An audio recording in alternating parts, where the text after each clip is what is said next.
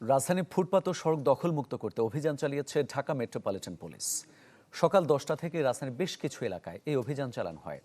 উচ্ছেদ অভিযানে এখনই কঠোর অবস্থানে না গেলেও আদেশ অমান্য করলে ব্যবস্থা নেওয়ার হুঁশিয়ারি দিয়েছে ডিএমপি।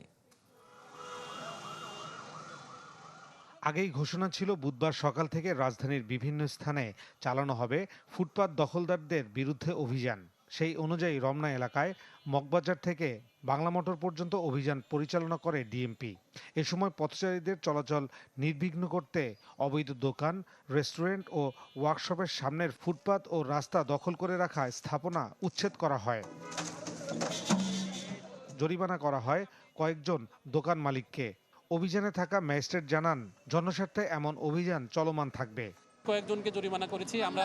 অভিযান মামলা দিয়েছি, ভিডিও মামলা দিয়েছি রং পার্কিং এর কারণে। অর্থাৎ আমাদের এই আইনকে, আমার বিজ্ঞপ্তিকে লঙ্ঘন করে কেউ যদি দোকান দিয়ে থাকে, এর এক সপ্তাহ পরেও আমার কাছে অভিযোগ করলে এর বিচারটা আমরা করতে পারবো, যদি প্রমাণ আমাদের কাছে থাকে।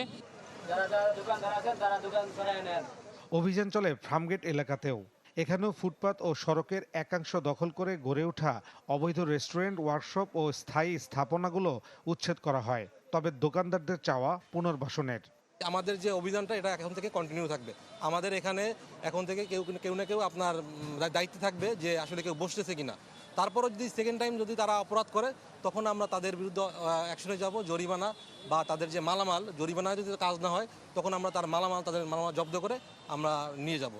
এছাড়াও কাকলী থেকে সৈনিক ক্লাব পর্যন্ত অভিযান পরিচালনা করা হয়। এ সময় বেশ কয়েকটি অবৈধ স্থাপনা ভেঙে ফেলা হয়। ফয়সাল হোসেন, চ্যানেল 24, ঢাকা।